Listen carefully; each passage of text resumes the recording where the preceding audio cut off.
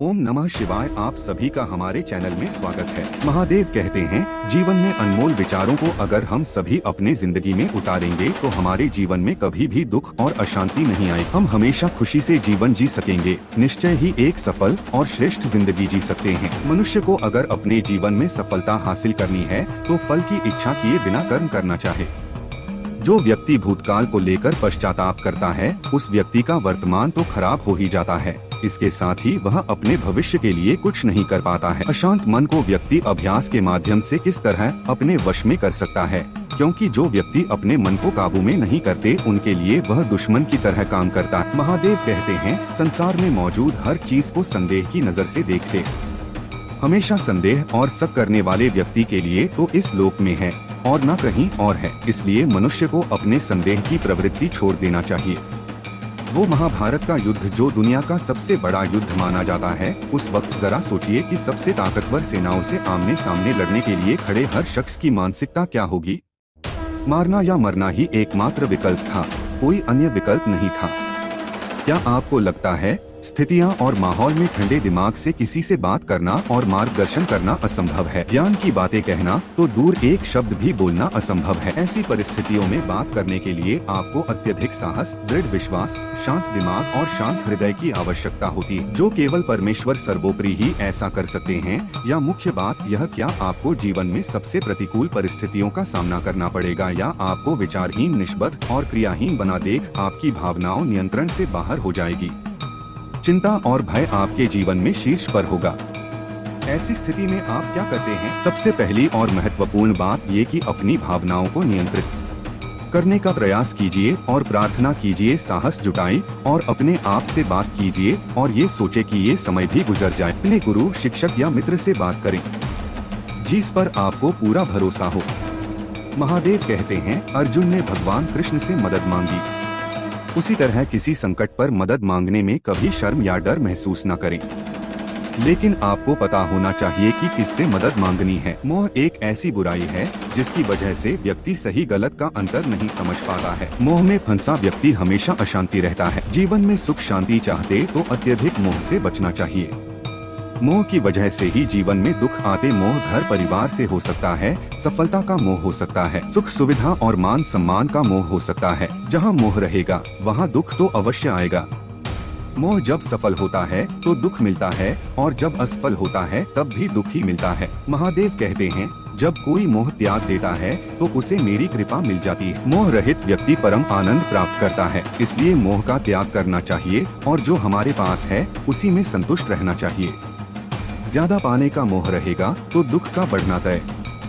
जब कोई हमारे सुख दुख का कारण बन जाए तो हमें समझ लेना चाहिए कि हमने खुद ही उन्हें अपने दुख का कारण बनने के लिए आधार दिया है। कोई भी वस्तु, व्यक्ति, ये अवसर हमें तब तक दुखी या सुखी नहीं बना पाते जब तक हम उन वस्तुओं को, व्यक्तियों को या अवसरों को प्रभावित करने नहीं देते। ये भी एक सत्य है कि हमें दुख भी उन्हीं से होता है जिसे हम सबसे अधिक प्रेम करते हैं, क्योंकि उनके द्वारा की गई आलोचना या तिरस्कार हम सहन नहीं कर पाते। कभी कभी जरूरत से ज्यादा अपेक्षाएं रखना कहीं ना कहीं हमारे दुखों का कारण बन जाती है। हम दूसरों को देखकर भी दुखी हो उठते हैं, उसके पास इतना कुछ है, हमारे पास क्यों नहीं। इन सब बातों के कारण हम अपने आप को दुखी कर बैठते हैं। महादेव कहते हैं, जो कुछ हमारे पास है उससे हम संतुष्ट नहीं होते।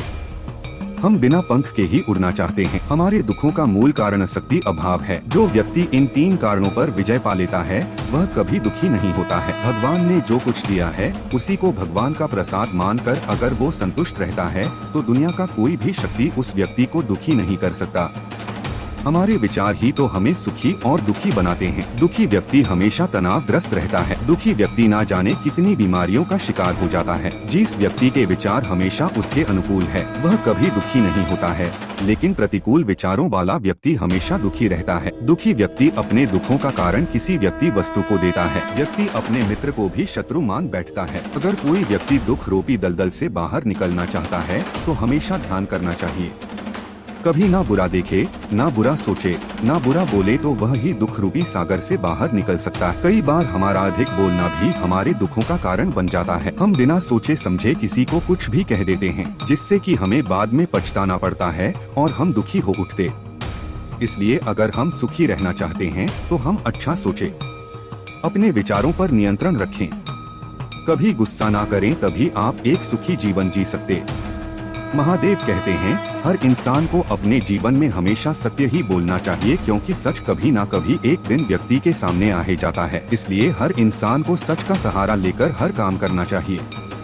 आज नहीं तो कल हमेशा सच्चाई की ही जीत होती है। सत्य बोलने से मनुष्य के जीवन में परेशानियां और क्लेश दूर होने लगते और इसे महादेव भी प्रसन्न होते हैं। जिस इंसान में झूठ बोलने की और बात बात पर छल कपट करने की आदत, वह अपना जीवन खुद ही दुखों से भर लेता है। जो मनुष्य हमेशा ही सच का साथ देता है, उसका जीवन सुख से भरा होता है। ऐसे मनुष्य के जीवन में परेशानियां और क्लेश के लिए कोई जगह नहीं होती, और जो व्यक्ति किसी पर गुस्सा नहीं करता वह किस्मत वाला होता है, क्योंकि क्रोध एक चाल है जिसमें फंसने के बाद मनुष्य को अपने पराये अच्छे बुरे किसी का ख्याल नहीं रहता।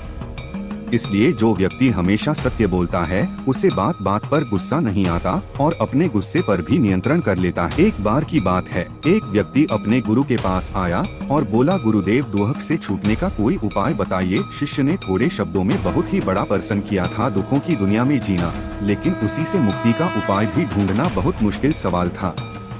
गुरु ने कहा, एक काम करो, जो आदमी सबसे सुखी है उसके पहने हुए जूते लेकर आ, फिर मैं तुझे दुख से छूटने का उपाय बताऊंगा। सिर से चला गया। एक घर में जाकर पूछा, भाई तुम तो बहुत सुखी लगते हो, अपने जूते सिर्फ आज के लिए मुझे दे दो। उसने कहा, कमाल करते हो भाई, मेरा पड़ोसी इतना बदमाश है कि क्या कहूँ। ऐसी स्थिति में मैं सुखी कैसे रह सकता हूँ। मैं तो बहुत दुखी इंसान हूँ। वह दूसरे घर गया हूँ। दूसरा बोला, अब क्या कहूँ भाई, सुख की बात ही मत करो, मैं तो पत्नी की वजह से बहुत परेशान हूँ। ऐसी जिंदगी बिताने से अच्छा है कि कहीं जाकर साधु बन जाओ। सुखी आदमी देखना चाहते हो तो किसी और के घर पर जाओ। जो तीसरे के घर गया, चौथे के घर गया, किसी के पत्नी के पास गया तो अब पति को क्रूर बता दे।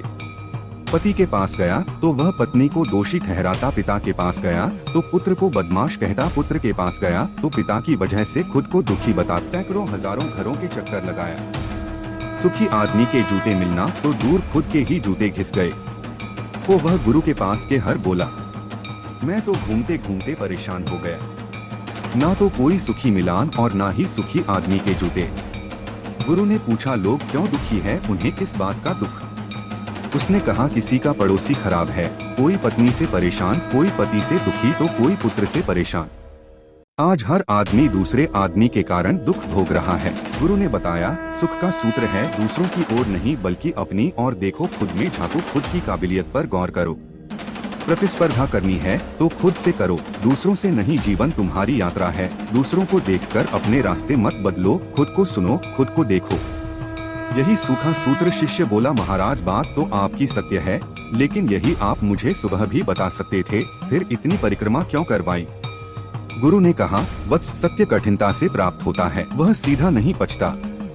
अगर मैं ये बात सुबह बता देता तो ये बात तुम मानने से इनकार कर देती। जब स्वयं अनुभव कर लिया, सबकी परिक्रमा कर ली, सबके चक्कर लगा लिए, तो ये बात समझ में आ गई।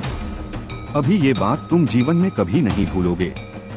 दोस्तों, इस वीडियो में बस इतना ही। मिलते हैं अगले वीडियो में। तब तक हमारे इस चैनल को सब्सक्राइब जरूर करें। अपना और अपने परिवार का ख्याल रखें। महादेव आपका सारे इच्छा को पूरा करे। हर हर महादेव।